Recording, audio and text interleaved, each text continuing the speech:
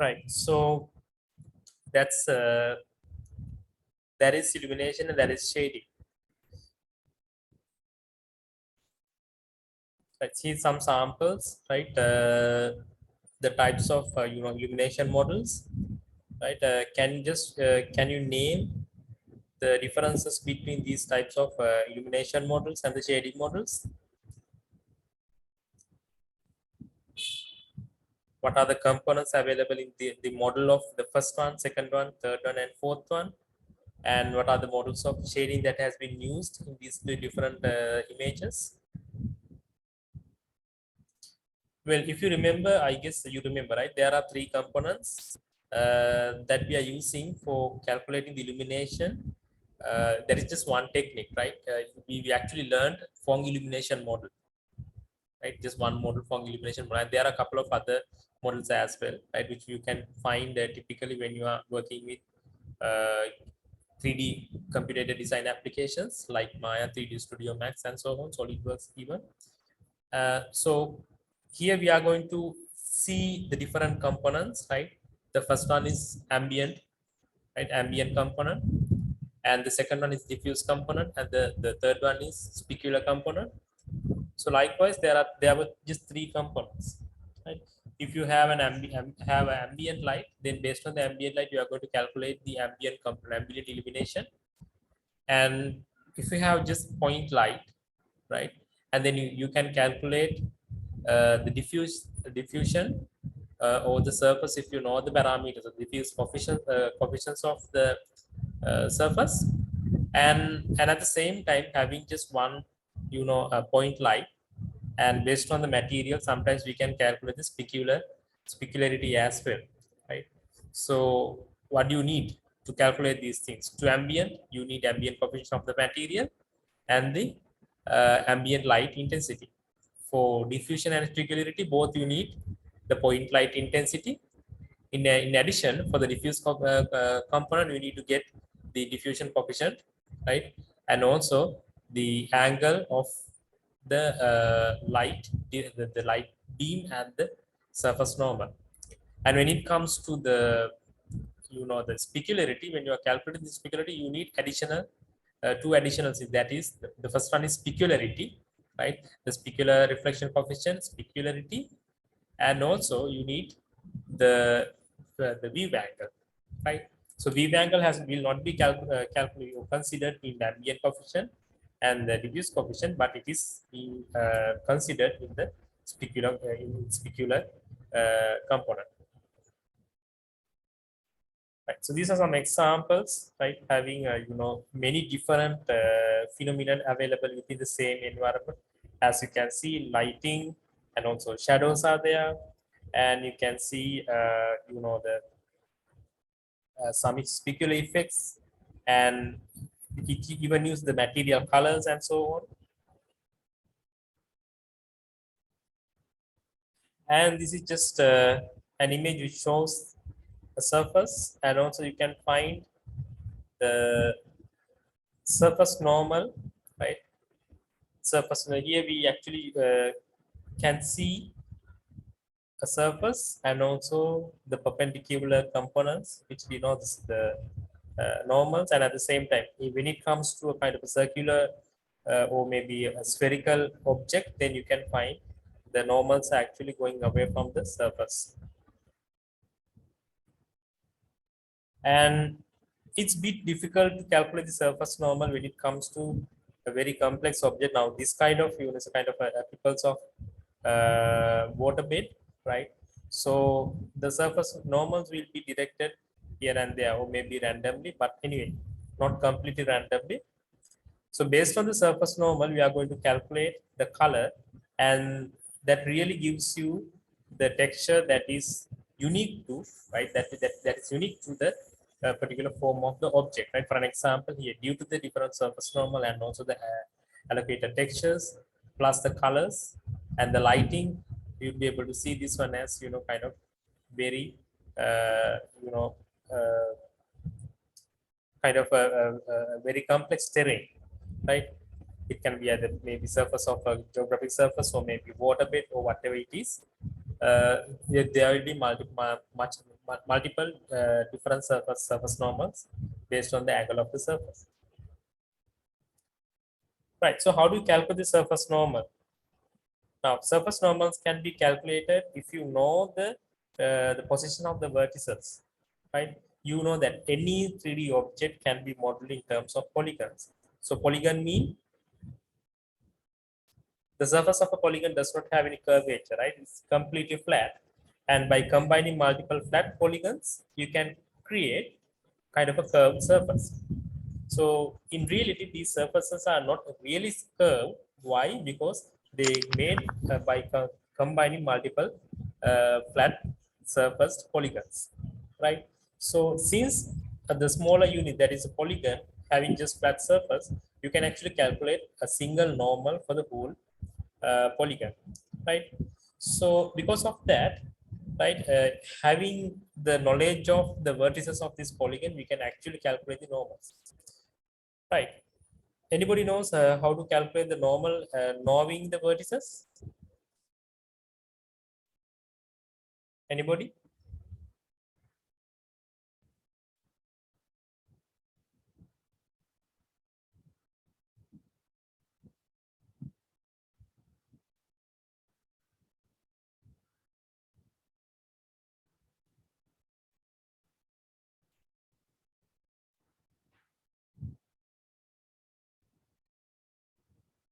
How do you calculate surface normal if you know the position of vertices of a polygon? Polygon එකක් තියෙනවා. Polygon එකේ ඔයා දන්නවා vertices ටික. So there's a polygon and you have some idea of the position of these vertices. So you know these things. So how do you calculate the surface normal? Surface normal sometimes, let's say something like this, should be perpendicular to the surface. So how do you calculate this? N. What you know is the vertices. So probably you have done mathematical tools and applications for your maths course. So you should know exactly how to do this, right? Now, whenever you calculate the polygons or whenever you calculate the color for the polygon, you get something like this, right? And then you can apply some kind of a shadings to get a look and feel of this. Now this is the same object, right? This is the same object, but due to the shading, right, since we are using smooth shading, right, smooth shading gives us the appearance of this image out of this, right? So that's the specialty of shading, right? Here using the illumination, you calculate the color for the each and every polygon, and then you get this one by using the shading. Okay, I guess you remember this one, right? How do you calculate the lighting? So the illumination, as I told you before, we are modeling the interaction of light with the surface points, and finally we are determining the final color of the surface or the brightness in that particular spot. So how do you do the shading then? We first apply the lighting models at certain points, right? Maybe across the entire surface or maybe across some points, some vertices. And then what you are going to do is you are going to just get the intermediate colors, or maybe the colors at the different points which we did not calculate the color previously using illumination model. So this is called shading, right? Let's say for an example here, you calculate the color of this position, and this position, but you don't know the color of these internal parts. So how do you get the color of these internal parts? By utilizing the colors at these 3 points. So that is shading, right? That is shading. Right, so how this process done? So the graphical pipeline, so these are the steps that you can find to get the final output out of the object, right, which has been represented in terms of vertices and many more other abstract details, right? So typically objects are represented by using abstract details like the words, the position, and also its direction, right, with the clockwise or anti-clockwise arrangement of the vertices, right? And sometimes the text information also can be embedded in this kind of abstract representation. So those are the details that you can find inside of a 3D object file, right? Maybe let's say it's an OBJ file. So OBJ file typically consists of a bunch of vertices, right? And also sometimes OBJ file comes with an MTL or maybe kind of a material file in case you need to map a texture on top of the surface of this object, right? So in this lighting model, so the graphical pipeline, you can find you feed this object, right, with abstract details, right? And then it uses the modeling and weaving, right, for the that projection type corrections, and also how you're going to draw this one on in the preliminary drawing the stuff in the display and so on. And then we calculate the per vertex lighting, right, by using illumination models. And then we apply projection because these are still in 3D and we need to have kind of a 2D representation for the object. So there you use the projection. And then clipping means you just clip out some of the area from this final image that you have been that you get the projection from this 3D, because some part of this object may not be needed to further process because they are beyond the screen. So the clipping will be applied. And then interpolate the vertex colors where you didn't calculate any colors for the illumination, so you do the interpolation. And viewport mapping. So viewport mapping is where you finally show this image in the screen, right? So sometimes it's not going to be the whole screen, but just a small part of the screen. That means a smaller window within the whole screen. So there you do the viewport mapping. And then you apply whatever the rasterization, which includes the texturing and shading, right? So texturing means you have a texture file and then you apply and map with pasting these textures on top of the surface, and also the shading where it is necessary to calculate the remaining colors. And finally, you are submitting it to the display. So in between these rasterization, texturing, and the display, there might be some kind of a buffer, right? So it can be single buffer or double buffer, right, or multiple buffers. That doesn't matter for this, the final calculation, right? Only difference is if you have a single buffer, then you will see if this is an animation, some flickering, right? In case of an animation, you should be able to see some flickering because the same buffer will be utilized for the filling and also the showing both together, right? Again, එකක් පෙන්නගෙන ඉඳද්දී ඔයාලට ඒ buffer එක ඉතුරු වෙන්නේ නැහැ. ඒ buffer එක available නැහැ ඔයාලට ඊළඟ frame එක fill කරන්න, right? So you get the buffer back from the screen, right? So now in that time in between the filling and the showing, you will see kind of a black or maybe white screen on the display. So that causes a flickering. And if we have double buffering, so once you are showing one buffer through the screen, another buffer will be available to fill the next frame. And soon after filling has been done, you quickly swap the two buffers. So now the new frame will be shown and the previous frame now will be available for the filling, right? ඒ කියන්නේ කලින් අපි දෙකක් තියාගෙන ඉන්න එක buffer එකක් පෙන්න ඉන්න වෙලාවේදී අනිත් බෆර් එකට ෆිල් කරනවා අපි දැන් රාස්ටරයිස් කරපු ෆ්‍රේම් එක ඊටසේ දෙන ටග් ගාලා ස්වොප් කරනවා. ස්වොප් කරාට පස්සේ ආයිමත් එක්කෙනෙක් පෙන්නගෙන ඉන්නවා. ඒ කියන්නේ අද අපි ෆිල් කරපු බෆර් එක පෙන්නගෙන ඉන්නවා. කලින් යූස් කර හිටපු එක දැන් ෆ්‍රී. ඒ නිසා එයාට අපිට අලුත් ෆ්‍රේම් එක ලියන්න පුළුවන්. So that's called double buffering. Right, I guess you probably have learned about Gouraud shading, right? Gouraud shading, we actually applying it for per vertex lighting calculation, or we use this technique per vertex lighting calculation. So still we need the normal for each and every vertex. So that's problematic, right? Why? Because vertex does not have a normal. අපි point එකක් ගත්තොත්, if you just consider a point, the point does not have a normal, right? It can be either this way, right? It can be either this way, right? There's no direction for a point, right? Or a normal for a point. So because of that, we just not only consider about the vertex, but also we are considering the surrounding polygons. And if you have multiple polygons, let's say if you're using pods, right, චතුරස්‍ර පාවිච්චි කරනවා නම් ඔයාගේ modeling එකට, then probably you will have just at least 4 pods surrounding it, right? So you can use the normals of these pods, right, because it's a surface, right? එක pod එකක් නම් ඒ කියන්නේ චතුරස්‍රයක් නම් එක polygon එක. So that means it has a normal, right? The problem is these normals might be in different directions, not the same direction. So that means you simply cannot calculate the normal of one surface and use it as the normal for this vertex, right? So because the same vertex has been, or it is being shared by multiple surfaces, right? So what you can do is you can get the average of these normals and then you can use it as the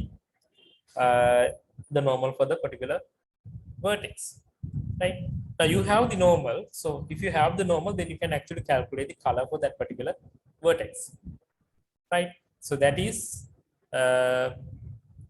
actually called as the Gouraud shading, right? Or that is how we actually calculate the normal for the Gouraud shading. And actual Gouraud shading can be done by using linear interpolation, right? Okay. So one thing we missed, right? Anybody remember what is Mach band effect in 3D shadings? Can somebody answer the question quickly? What is Mach band effect?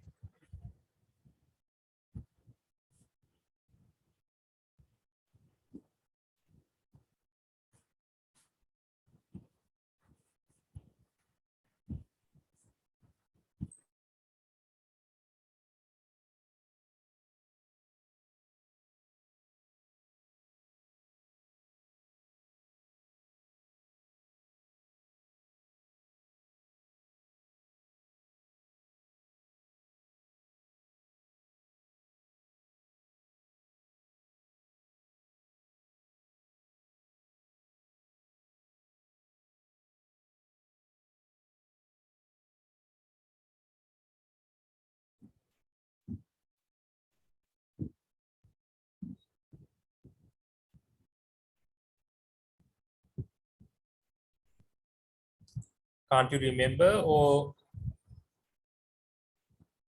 what is it?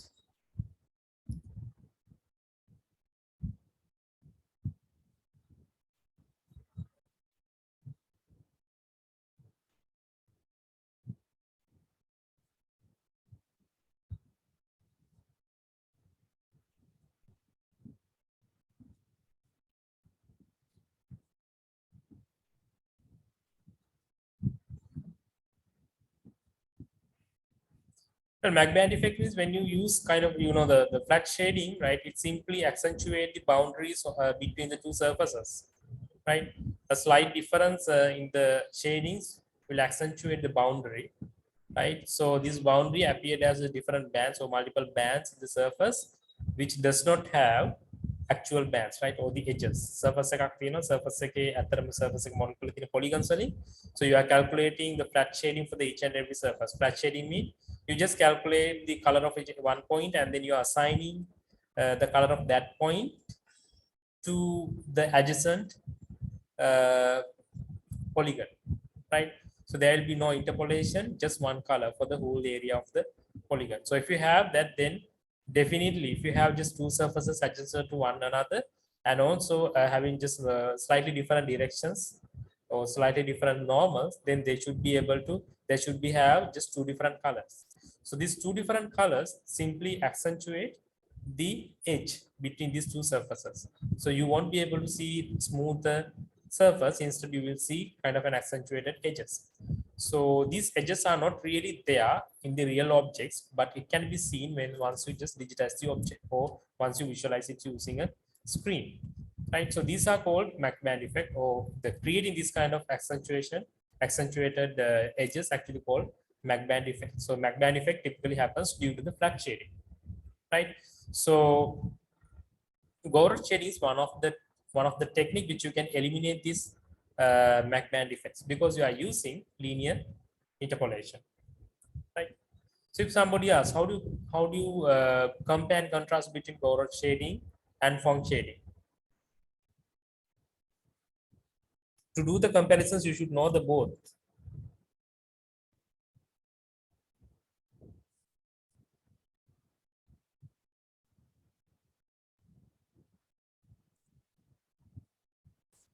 So to compare, both are actually using kind of a normal, kind of a interpolation for the normals, right? So because the normal interpolations will be used for the vertex normal calculations in Gouraud, right? And also it's using kind of a linear interpolation to calculate its surface color, right?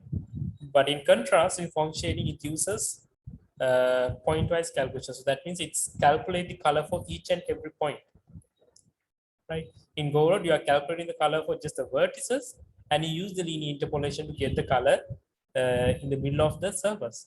But Phong shading, it's true, you may just interpolate the normals for the different points at the surface, but for each and every point, you do not interpolate the illumination, but you calculate the illumination by using kind of whatever the illumination model that you are using, right? It can be just Phong as well, right?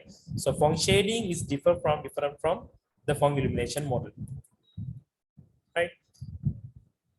So I guess you know how to calculate the color at the point C, knowing the color at each and every point here.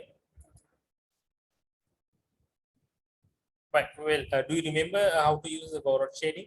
Anybody? Please let me know if you are not if you do not remember it, then I can redo it.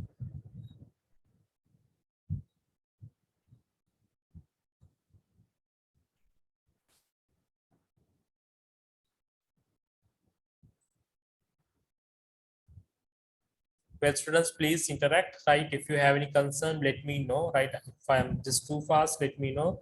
I'm going too fast because actually fast because this has been done previously, right? I just want to recap as quick as possible, right? Probably not the same set of slides, right? But still, you should be able. You should have learned this one before, right?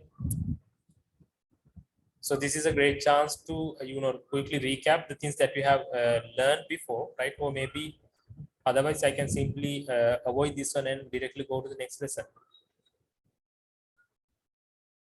So at least let me know whether you know how to do this, or maybe I can give some time to calculate the color at the C.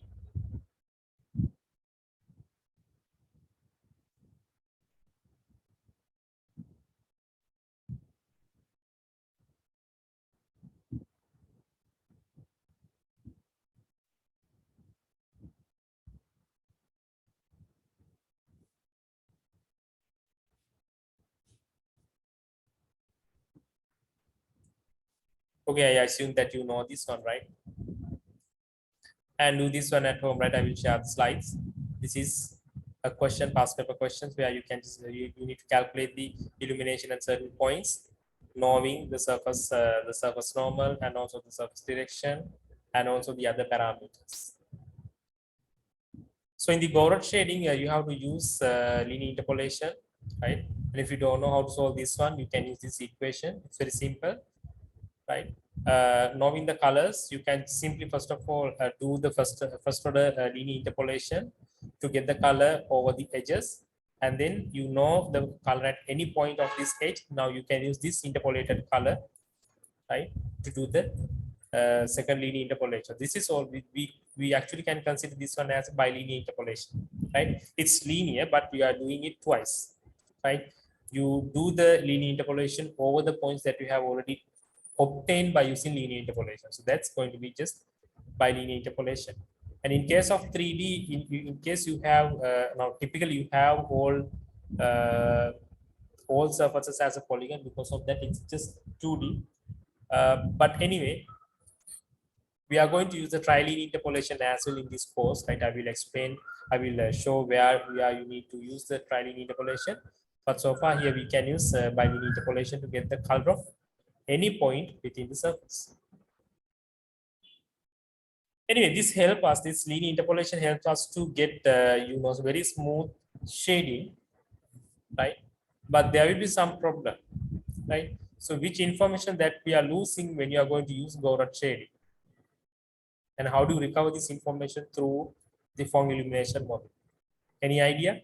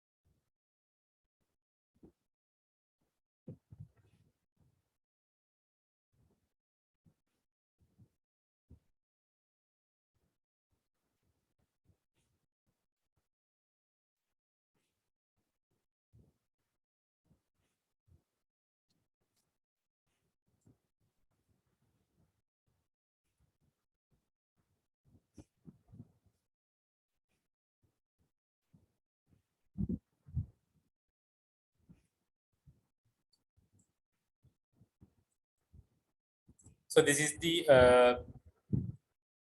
the equation that you can use to calculate intermediate the color and intermediate point by using linear interpolation, right?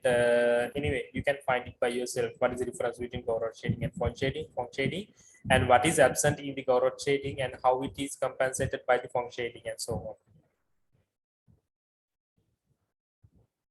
So this is the equation, right? So make sure the two parts are interchanged when you are calculating the color, right? For an example, V1 will be multiplied by B, not A, right? So V2 will be multiplied by A. See, V2 with A, V1 with B, right? Otherwise, you will get the wrong color here. And this is the Phong shading. As you can see, the normal will be interpolated, right? But the color will not be interpolated. Here we just interpolate the color, right? It's the color, but here we don't interpolate the color. Instead, we are interpolating the normal, because normal is required to calculate the color at any point. And if you can't remember, for the ambient component, you don't need the normal, but for the other two components, the diffuse and specular component, you need to know the normal of the surface. So, but anyway, calculating the normal for each and every point precisely, right? It's going to be very cumbersome and also will require lots of computational effort. So because of that, we are not going to do that. Instead, we can simply get the normal at the vertices, and then we are going to calculate the normal for the different positions based on the linear interpolation over the existing points. Right, so this is the Phong illumination model, right? It's not actually Phong shading. So we are using the Phong illumination model with the Phong shading, right? So anyway, under the Phong shading, we are going to use the normal which has been interpolated. So this n is actually interpolated in, right? Interpolated in, and also this is the reflective vector, the reflection vector. Sorry, it is the yeah, it's a reflective vector, right? Because we are going to get the angle between the direction of the Weber and the reflective vector like this, right?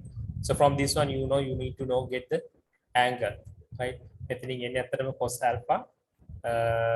Sorry, it's called cos alpha because you're going to get the angle between the reflective vector and the weaving vector, right?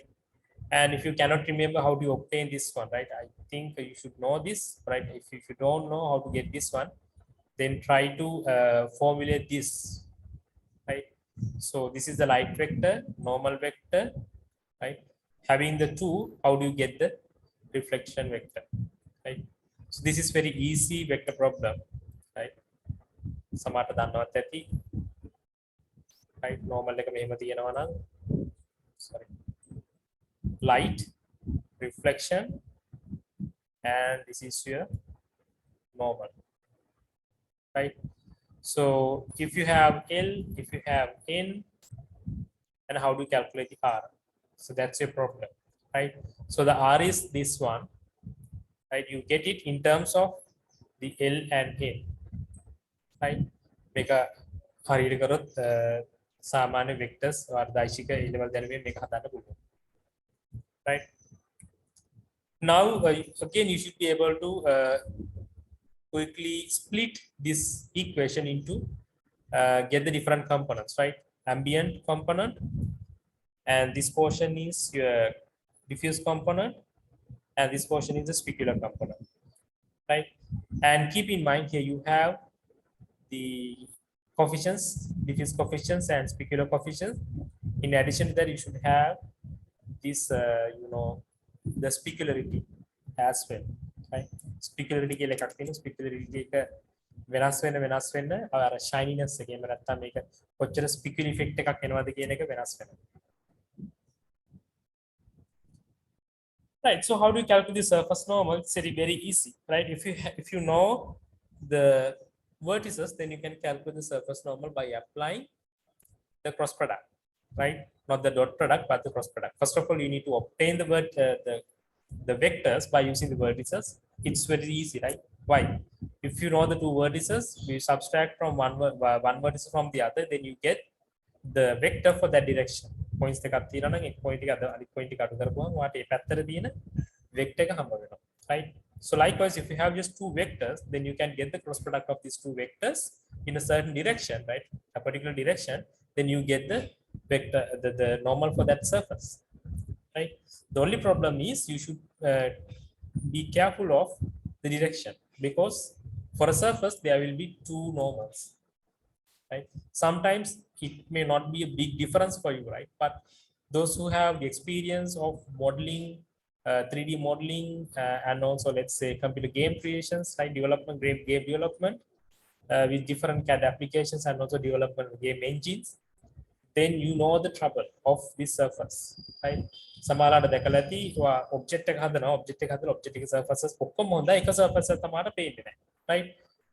Instead of the surface, you can see the internal, maybe the internal parts of the object instead of the surface, right? So the reason is that surface has been inverted. So inverted surface typically gives you what? Inverted surface will not be able to create the visualizable surface. So instead of the surface, you can see kind of a hollow, or maybe a hollow object. You can put කුහරයක් වගේ එකක් තමයි ඔයාලට බලන්න වෙන්නේ. So this is the problem of not calculating the normal properly. So because of that, we need to be careful of the direction, right? And if you can't remember how to get the directions, you can use your right hand to know the directions, right? If you remember that when you direct your fingers, right, the other fingers, not instead of the thumb, to the direction of the multiplication, right? Multiplication එකට thumb වගේ ඇඟිලි ටික අර 4 fingers direct කරපුවම ඔයාගේ thumb එක තියෙන පැත්ත තමයි normal එකේ direction එක වෙන්නේ. Right, so this is one example. You have A, B, C, and you can get the vector 1 by subtracting vertex A from vertex B, right? And you can get the vector 2 by subtracting vertex A from vertex C, right? So this direction and this direction, 1, right? Sorry, this is the first one, and this is the second one. Now you have the two vectors, so you can get the this one, right? මේක අපි හිතමු මේ screen එකෙන් උඩට තියෙන කියලා screen එකේ යට නෙවෙයි ස්ක්‍රීන් එකෙන් උඩට තියෙන්නේ. ස්ක්‍රීන් එකෙන් උඩට නම් තියෙන්නේ, you should calculate this direction, right? මෙන්න මේ direction එකට ඔයා cross product එක ගත්තොත් ඔයාට ස්ක්‍රීන් එකෙන් උඩට තියෙන normal vector එක හොයාගන්න පුළුවන්, right? This direction. So it should be vector 1 cross product by vector 2. And keep in mind, when you get the cross product, you should get another vector, right, as a result. Here with the complete one, right? So to get the cross product or to get the normal of the normal vector, what you need to do is the cross product between the two vectors, right? So there you get the normal vector, and this is the C++ code, right? And according to this one, the vectors are represented in terms of an ordered triplet, right? Or it's a kind of ordered kind of a struct, right, in the C++. For the structure, So that's why you can access each and every component in terms of its name, y, x, sorry, x, y, and z. So as you can see, it's really easy to calculate the normal, but in order to calculate just one normal, you need to do lots of calculations. Can you see? Right? Say calculations from make it. And this can be accelerated if you just formulate it in terms of as a matrix operation, but still to get this one there must be a way to calculate the determinant, right? Make a determinant operation matrices still, even though you are converted into a kind of a matrix, you cannot expect a huge performance improvement. And we really need to get the unit vector, right? Unit normal vector instead of the normal vector. So in order to get the unit normal vector, you need to first of all calculate the norm of the vectors, right? Norm of the vector and divide it by, I divide the vector by the norm. I can make vector magnitude again, what vector. So there you get the unit normal vector. And okay, one more thing. If you remember this one, okay, where it is, where was it? There you go, right? So this n is actually unit normal, right? It's a unit normal, not the normal, exact normal vector. So the magnitude has been normalized. So keep that in mind, right? Without knowing this one, you cannot extract this one. And I assume that you can do that. Otherwise, I can show it by myself.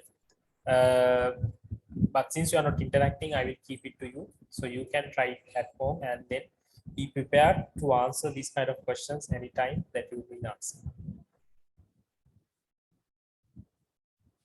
Right, so this is the same thing, right, in C++ and also the typical normal pseudo representation. Right, one example with the values.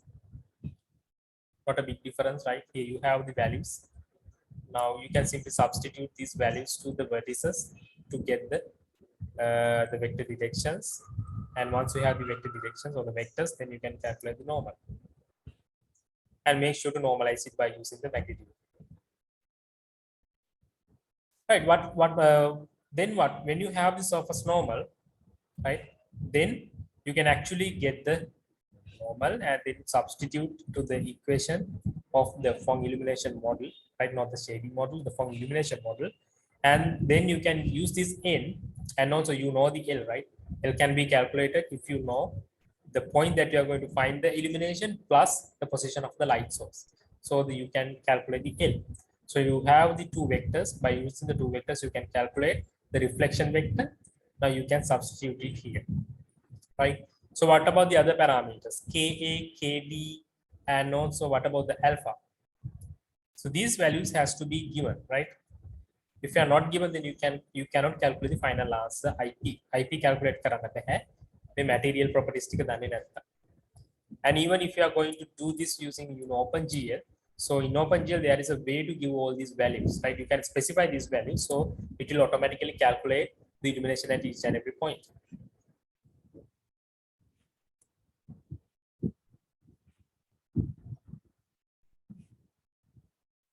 So you can try doing this, right? Illumination at the surface point. So you should be given this direction from the light source into the surface point. N is the surface normal. Sometimes you need to calculate this one by yourself, knowing the vertices of the polygon and the direction of the weaver. So it should be given, right? Sometimes the weaver will be a camera, right? The virtual camera. So in CAD applications, there is a way to move the camera, give some animations to the camera. So in that case, you should be keep in mind the direction of the weaver now is changing. So if it is changed, then you have to recalculate the color for each and every position. So this is not an easy task, right? So for us, it's going to be very tedious, and for a computer, it's going to be routine task, but it has to be done many times. So that's problematic. So that's why we need kind of an acceleration. So yeah, the other values are the direction of the weaver, shininess of the shininess constant. Now this is specific to the material. So more glossy materials, you should have a higher value. Very dull surface, you should have a lower value. And also the lighting values, the diffusion coefficient and also the specular coefficient. So can you find the IP? Exactly, you should be able to calculate, right? Now you have these values, right? You may be able to calculate the value of IP now. Now that is Phong shading. What happens in the Gouraud shading? It's very simple, right? As I told you before, you will know the surface normal, right? The normal එකට බලා ගන්න පුළුවන් දැන්. Right? Why? You know these vertices, right? Knowing the vertices, you can calculate the surface normal, right? By using the vectors obtained out of the vertices. So having these normals, now you should be able to calculate the normal at the vertices. And vertices or normally calculate. So when you have the normal for the vertices, then you can actually calculate the color at these vertices. So to do that, you can use Phong illumination model, right? That doesn't matter, right? You can calculate Phong illumination model. And then what? You have the colors at each and every vertex. So use the linear interpolation then to get the intermediate color. Again, this doesn't make any sense if you don't know why this illumination, why this Phong shading take place, right? Where the Gouraud shading is also capable, right? So I didn't mention it because I needed to, I expected it from your side because you already have learned it before, right? And if you cannot remember, go and do your homework and come back, then we can discuss. And even you are not open to the discussion, so because of that, I just keep it to yourself, assuming that you know it already.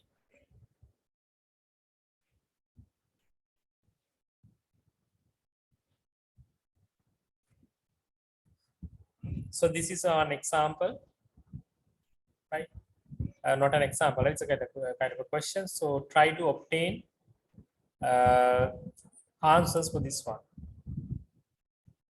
Right? You can use this data to calculate the total intensity of the surface of this ABC. And also you have this VBUS location and try to calculate the same for different VB location as well. Okay, that's all about the illumination. And if you have any questions, you can ask now.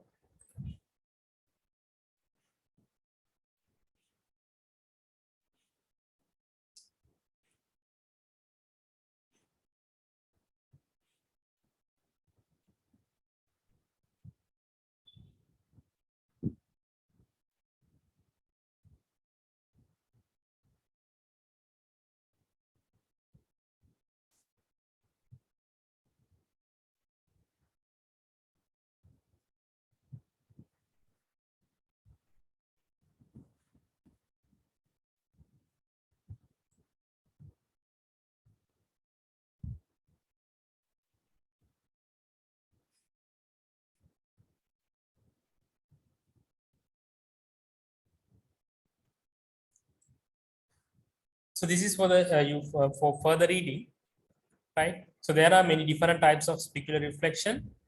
So it includes, Phong illumination. So this is the basic, but the good output, right? You can get the good output, and this is what we have learned today, right? Or you have learned before. And there are further specular reflection techniques available, right?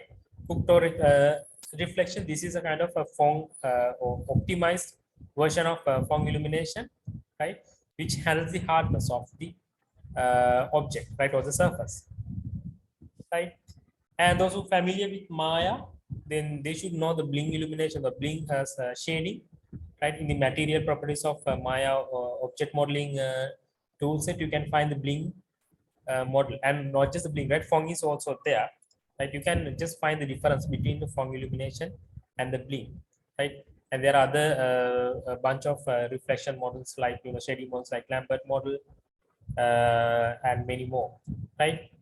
And if you want to get a kind of a cartoon style shading, then toon shading is also there, right? Toon shading is also there.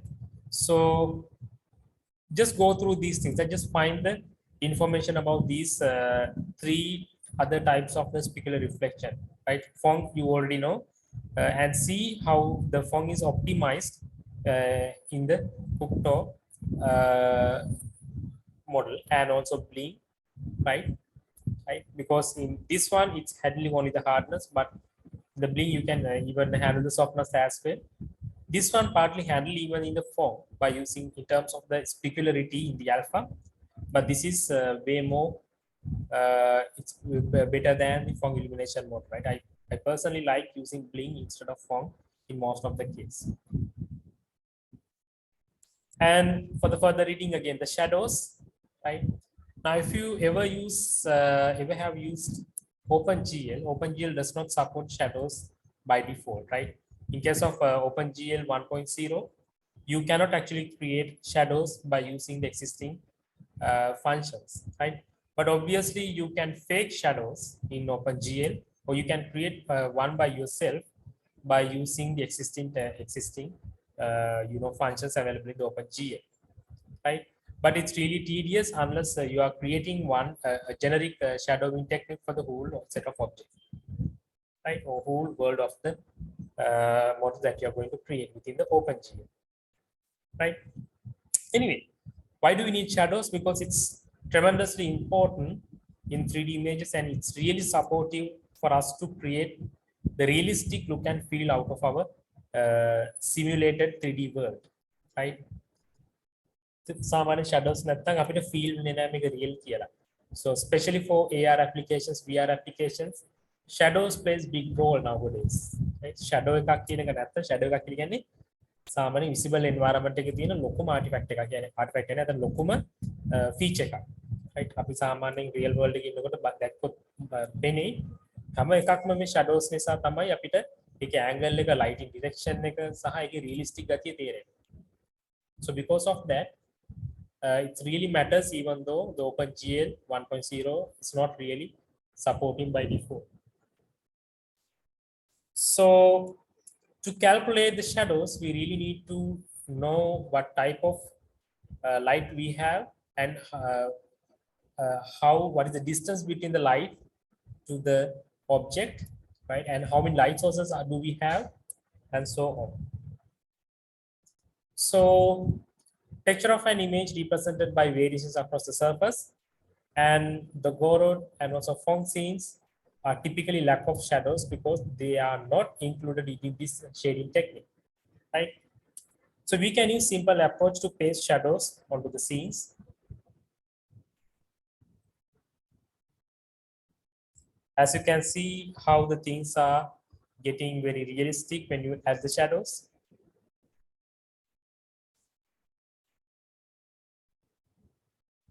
So most of the shadowing algorithm provides approximation, right? So approximation, why do we call it as approximation? Because it's not really using all the conditions, right? It uses very limited conditions of the light, characteristics of light, right? So typically point light creates very sharp shadows, and other sources create very softer shadows, right? And most common algorithm for shadowing is the shadow mapping, right? And also known as shadow Z buffering. Now, Z buffering, maybe you have already learned it for hidden surface removal, right? In one of the previous courses, probably under the computer graphics. But Z buffering also can be used combined with some other techniques for shadowing. So shadow mapping is the high level algorithm, the name we use for high level algorithm, right? So the process was similar to the Z buffering that you used for in-surface removal.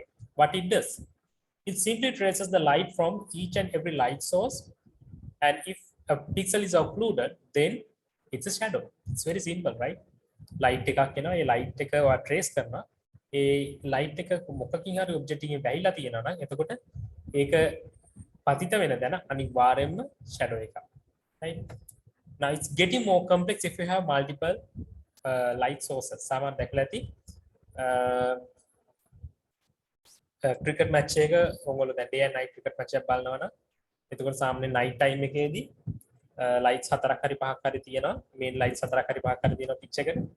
එතකොට shadows එකකට වඩා තියෙනවා, right? ඒ කියන්නේ සාමාන්‍ය උඩේ ඉඳන් බැලුවොත් එහෙම top down view එකෙන් බැලුවොත් player කෙනෙක් වටේට නිකන් අර බඹරයක් වගේ shadows කීපයක් කරලා තියෙනවා. So all these shadows are created due to the different intensities and also multiple light sources, right? And lack of ambient light typically cannot wash off the shadows. ඒ කියන්නේ shadows සාමාන්‍යයෙන් wash off වෙනවා නැත්නම් wash out වෙනවා. හොඳට light එන්න කියන්නේ ambient light එක තියෙනවා. ambient light අඩු නම් මේ shadows wash out වෙන්නේ නැහැ. So because of that, if you have multiple light sources and lack of ambient lights, so it creates multiple shadows. So it doesn't matter whether you are using shadow mapping, right? By using, let's say, Z-buffering algorithm, it's still able to create these shadows, right? Because the intensity of these lights are different from one point to the other point. The point lights are right? So it's actually a two-pass algorithm. First of all, it calculates the shadow across the scene, right? It's a kind of a reusable data because if the source of the light is not changing, right? Source of the light is changing, and also the object is not changing its position and the direction. So the shadows are almost in the same place, right? They are going to be just static shadow, right? And then you can use the data to calculate the Z buffering for final rasterization. And better shadow mapping algorithms give you different kinds of characteristics of shadows, right? As you can see, right? If you take a shadow, right, then there are lots of different parts in this shadow. සාමාන්‍යයෙන් shadow එකක් ඔයගොල්ලෝ shadow mappers show වගේ බලුවා නම් පෙනේ ඒව ඇත්තටම අපිට ගන්න ඕන sharp edge එකක්, right? Sharp edge එකක් කියන්නේ it's very very small penumbra or a kind of umbra with sharp edge, right? So some pixels may be illuminated from many surface sources or maybe from many light path of lights, right? And pixels in umbra are kind of entirely shadow, right? So no light, the light has been fully blocked by the object, right? And pixels in the penumbra are just in shadows from only some parts of the lights because the lights from other parts now has been incident on the surface of the area of the penumbra, right? So anyway, I'm not going to explain you how these sharp edges and soft edges of the shadows are created. I keep it to you to do the experiments and then know, right, what causes to the soft shadows or the soft edges in the shadows and what causes sharp edges of the shadow, right? So it can be maybe your exam question, right? But it can be done by yourself, right? No need a third person or lecturer to explain how it works because I did it by myself, not now, right? When I was a kid, right? I have tried doing this many times and then got to know, okay, this is how the sharp edges can be done and this is how the soft edges can be created. So you too can do it maybe by using a candle or some light source. Do it by yourself and gather the knowledge by yourself.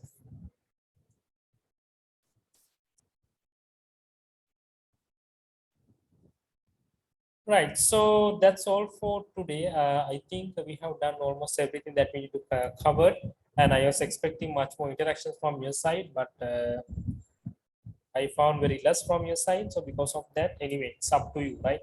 It's totally up to you how you are interacting. The degree of your interaction actually gives you, much more retention.